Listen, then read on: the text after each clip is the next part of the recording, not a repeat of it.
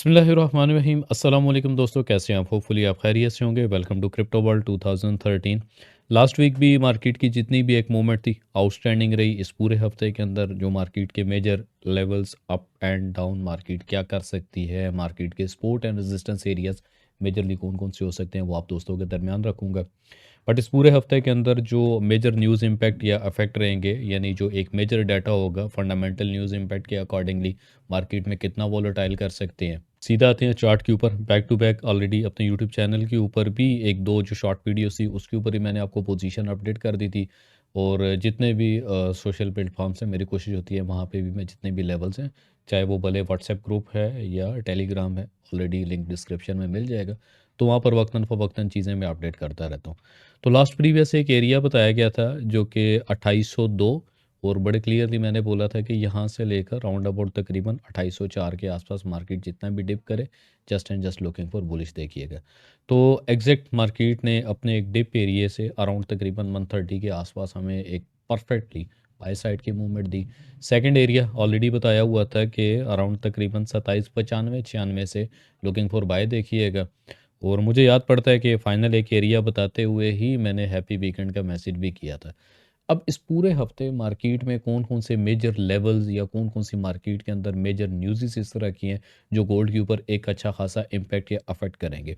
साथ ही साथ अगर दूसरी चीज़ को थोड़ा सा मद्देनज़र रखें जिसको हम इग्नोर नहीं कर सकते राइट नाउ, जो एक सिचुएशन है, तो क्रिप्टो मार्केट के ऊपर अमेरिकन स्टॉक एक्सचेंज के हवाले से अगर देखा जाए, तो एक बड़ा पैसा लिक्विडेट होना, एक बड़े पैसे के लिक्विडेट होने के साथ में जितने भी होल्डर्स, क्योंकि इन तमाम चीज़ों का इम्पैक्ट या अफेक्ट वो डायरेक्टली इनडायरेक्टली बोले या डायरेक्टली कहीं ना कहीं जो है वो गोल्ड के साथ लाजिम लिंक है।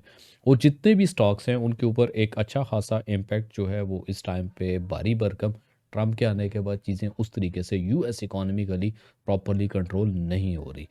मार्सवाई सिर्फ वो अपनी मईशत को सामने रखते हुए कि भाई जॉब इंटरेस्ट रेट ये वो यहाँ से कट कर दे, सिर्फ इन चीज़ों के ऊपर बात की जा रही है। बट उन चीज़ों की जो इम्प्लीमेंटेशन है फिजिकल, उसके ऊपर अभी तक कोई किसी किस्म का वाकदान नहीं किया जाता।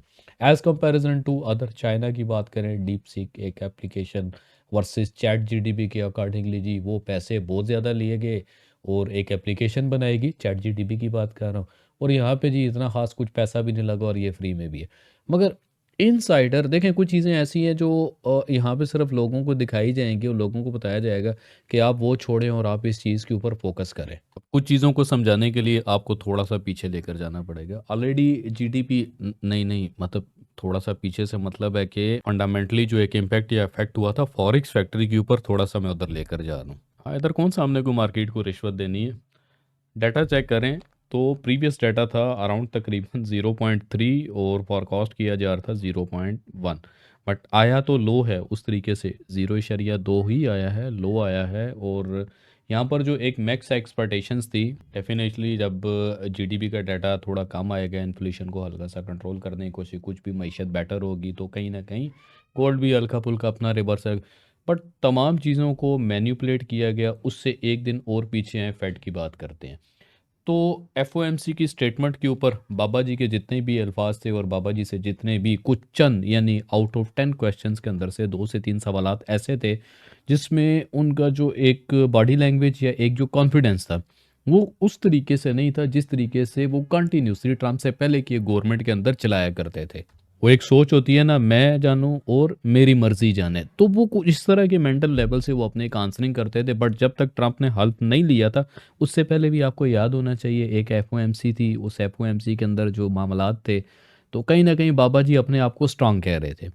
अभी राइट नाउ ट्रम्प भी स्ट्रांग है और फेड की अगर हम बात करते हैं, फेड चेयर पॉल की, तो वो भी अपने आप में स्ट्रांग थे। बट हलफ लेने के बाद में, इनॉग्रेशन के बाद में जितने भी होने वाले मामलात थे, अभी कहीं ना कहीं डेफिनेटली जब मामलात एक के पावर में या एक के स्ट्रांग पावर में आ जाते हैं, तो वो कोशिश करेगा कि चीज़ों को अपनी मर्जी या अपने उस टैकलिंग के मुताबिक।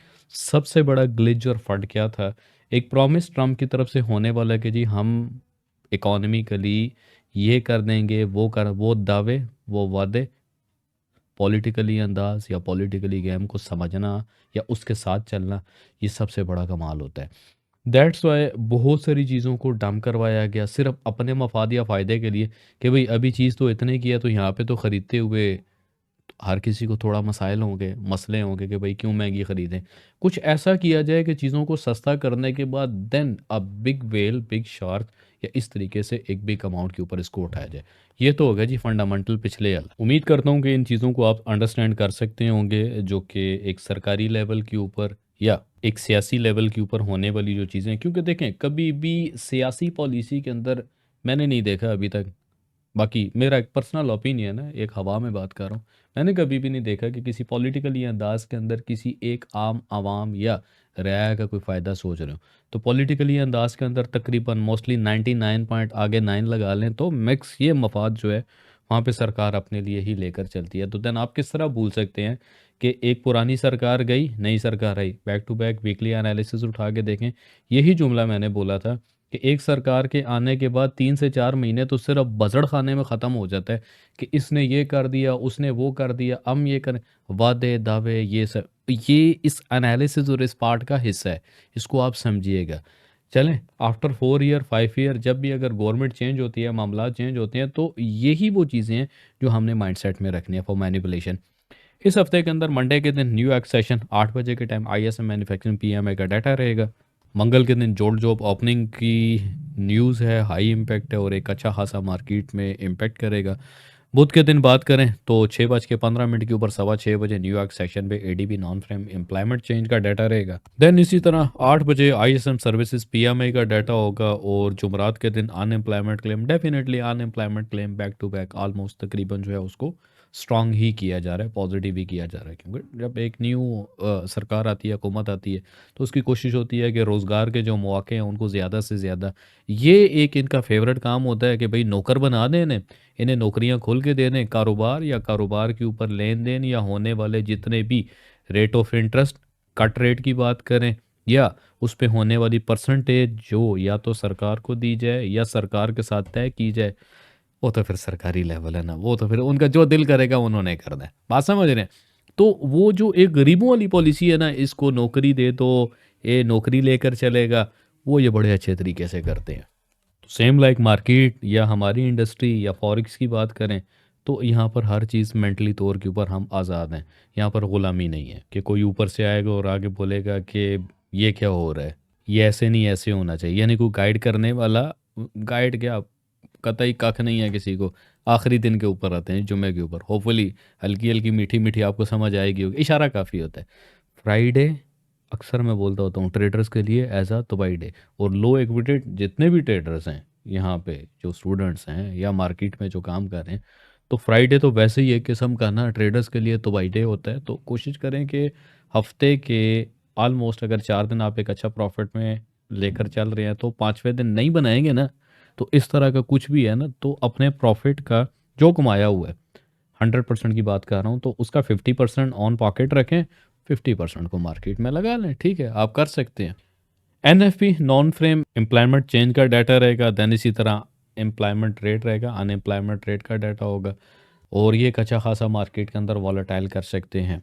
और कभी कभार यानी पिछले 2-3 जो बैक टू बैक एनएफपी का डाटा या न्यूज़ आ रही हैं वो कर क्या रहे हैं, बड़ा एक स्मार्ट मैनिपुलेशन करते हैं कि जिस दिन डाटा ने होना होता है उस दिन हलचल नहीं होगी, मैनिपुलेशन होगी। डाटा स्ट्रांग आएगा, तगड़ा आएगा, मार्केट मूव नहीं करेगी।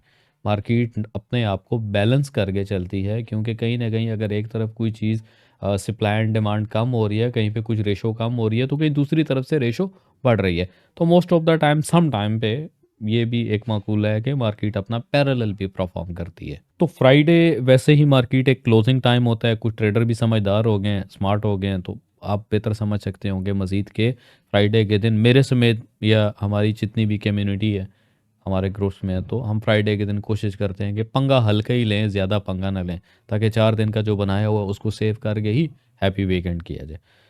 सैटरडे और संडे 2 दिन जो मार्केट फिजिकल में रहती है, फिजिकल मार्केट तो क्लोज नहीं होगी, लेन देन तो चलेगा बट वर्चुअल की बात करें ऑन नंबर्स की बात करें तो वो मार्केट स्टॉप होती है अचानक से। मंडे के दिन या तो एक बड़ा स्पाइक होता है, मार्केट जो है वो अपने गैप में ओपनिंग करती है, या वो जो फ्राइडे के दिन में होने वाली मूव होनी होती है उसको मंडे के दिन या मंगल के दिन प्लान करते हैं। बट रिमेंबर दैट कभी भी ऐसा पॉसिबल नहीं है कि एक बड़ा नंबर इन्फ्लेशन का आने के बाद मार्केट के अंदर उस तरीके से इन्फ्ले जब आप भूल जाते हैं ना, कहते हैं जब आप सो रहे होते हैं तो फिर बहू आ जाता है। तो वहीं पे ऐसे ही होता है, मार्केट आपको मीठा मीठा टेक्निकली अपनी मर्जी से लेकर जा रही होती है, तो अचानक टक करके मार्केट अपने किसी एक वे के ऊपर निकल जाएगी। चार्ट ऑलरेडी मैंने आपको क्लियर कर दिया था लास्ट मोमेंट भी, कि जो हमारे पास एज लॉन्ग एज मैक्सिमम के जो एरियाज़ हैं ग्रुप में ही मैंने बता दिए थे। तो होपफुली मैं उम्मीद करता हूँ कि इसके ऊपर आपने अपना एक बेटर आउटपुट लिया होगा। बट यहाँ पे एक सवाल ये था, हर दफ़ा की तरह मार्केट में एक अपसाइड मूवमेंट हुई, अपसाइड मूवमेंट के बाद कंसोलिडेशन थी। तो मोस्टली बहुत सारे दोस्तों के माइंडसेट में वही प्रीवियस एक कंसोलिडेशन H4 की चल रही थी कि मार्केट उठी, कंसोलिडेशन किया, दोबारा गिर जाएगी। और कहीं न कहीं इस मूवमेंट को मैं भी एक्सपेक्ट कर रहा था कि मार्केट अपने इस तरीके से अपनी एक मूवमेंट करेगी। लाइक राउंड अबाउट तकरीबन मैक्सिमम अगर हम बात करते हैं 2800 के आसपास। बट यहाँ पे जाके हमारा डिसीजन चेंज हो गया था इस एरिया के ऊपर, क्योंकि ऑलरेडी एक लेवल था हमारे पास 279596 के आसपास। तो जैसे ही मार्केट ने इसका ब्रेकआउट किया, ब्रेकआउट के बाद रीटेस्ट किया, रीटेस्ट के बाद तो कहानी ही पलट गई। तो 2 ज़ोन मैंने आप दोस्तों को बताए थे, एक ये वाला था अराउंड तकरीबन 2804 से लेकर 2802 के आसपास। तो ये हमारे पास फर्स्ट एरिया था वो बुलिश मोमेंटम के लिए। सेकंड एरिया ऑलरेडी मेंशन था 2798 से लेकर अराउंड तकरीबन 2795। तो बाकी आपका कहना भी बजा बनता है, आप कह सकते हैं कि ऐसा थोड़ा ही हो जाता है, आपने कह दिया और हम मान लें, ऐसे ही है ना। तो ये वो चार्ट था जो ऑलरेडी मैंने आपको कम्युनिटी के अंदर ही भेज दिया था, ओपन ग्रुप में भी। तो जिसने बनाना था उसने बनाया, और बात वही है, दुआ कर दिया करें, हम एनालिसिस कर दिया करेंगे। एनालिसिस थोड़ा मज़े से शॉर्टकट ही करेंगे। ऑलरेडी तकरीबन 27 94 95 के आसपास का एरिया था हमारे पास, ऑलरेडी एक डंडा लगाया हुआ था H4 के अंदर। मज़ीद अगर टाइम फ्रेम को लोएस्ट किया जाए, अब इस सारी बात को समझाने या बताने के पीछे जो एक मकसद था, बड़ा इन शॉर्ट बड़ा सिंपली यही था कि जब भी मार्केट में नेक्स्ट लेवल को प्रेडिक्ट किया जाता है विद कैलकुलेशन, तो हमें किन किन चीज़ों को देखकर चलना पड़ेगा। D1 के अंदर कहीं न कहीं आपको बड़ा वाज़िया यहाँ पे ये नज़र आ रहा है कि एक प्रॉपरली हमारे पास एक शूटिंग स्टार कैंडल यहाँ पे इस एरिया के ऊपर बन चुकी है। अगर तो ये शूटिंग स्टार प्रॉपरली वर्क कर जाती है और इसी एरिया के ऊपर, क्योंकि देखें ऑलरेडी हमारे पास एक एरिया अवेलेबल है D1 के अंदर, जिसको हम चेंज ऑफ करैक्टर भी मानकर चलेंगे अराउंड तकरीबन 2790 के आसपास। लास्ट भी वीकली एनालिसिस में ये चीज़ मैंने बताई थी। तो एक प्रॉपरली बुलिश मोमेंटम के साथ ये एरिया ब्रेकआउट नहीं हुआ। फर्स्ट फैक्ट हम इसको मानकर चलेंगे, पहली चीज़ जो अंडरस्टैंड करने वाली। सेकेंडली ये है कि मार्केट ने जितना ऊपर की तरफ जोर लगाया, मार्केट उसी स्पीड के साथ में दोबारा नीचे की तरफ यानी रिवर्सल साइड के ऊपर आई।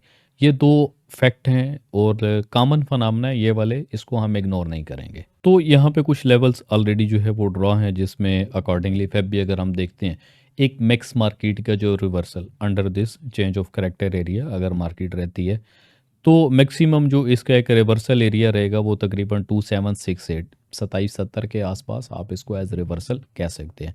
अकॉर्डिंगली 61% तकरीबन 2738 ये हमारे पास एक एरिया रहेगा, जिसमें हमारे पास जो एक नो सेल जोन एरिया रहेगा, लाइक एक स्ट्रांगली जो एक्सपोर्ट एरिया रहेगा अराउंड तकरीबन 2742 से लेकर एज लॉन्ग एज मैक्सिमम की बात करें तो 2713 के आसपास रहेगा, जिसमें ऑलरेडी एक डंडा मैंने लगा दिया है जो कि अराउंड तकरीबन 2704 के 2705 के एरिया के ऊपर ऑलरेडी यहाँ पे मेंशन है। मज़ीद अगर नीचे की बात करते हैं तो ऑलरेडी हमारे पास एक मिनी स्पोर्ट का एरिया अवेलेबल है जो कि 2690 और 2690 के साथ में अराउंड तकरीबन 2678 के आसपास का एरिया रहेगा। ये दो मेजर स्पोर्ट एरिया रहेंगे।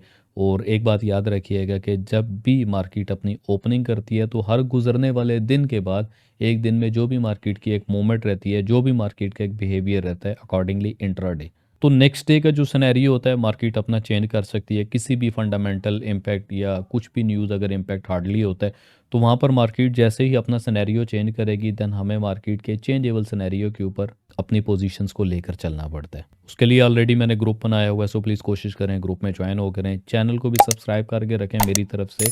कभी भी कुछ भी एक हाई इम्पैक्ट डाटा के ऊपर जब लाइव किया जाता है तो मेरा काम आप दोस्तों के दरमियान मार्केट के सपोर्ट एंड रेजिस्टेंस एरिया जितने भी होते हैं प्रॉपरली मैं क्लियर कर देता हूँ। तो पूरे हफ्ते का एनालिसिस यही था। मजीद मेरी कोशिश थी और चीज़ों को एक्सप्लेन करता, बट नीड यूर फीडबैक। जैसे जैसे आपका फीडबैक होगा उसी तरीके से मेरी तरफ से चीज़ों को डिटेल एक्सप्लेन किया जाएगा।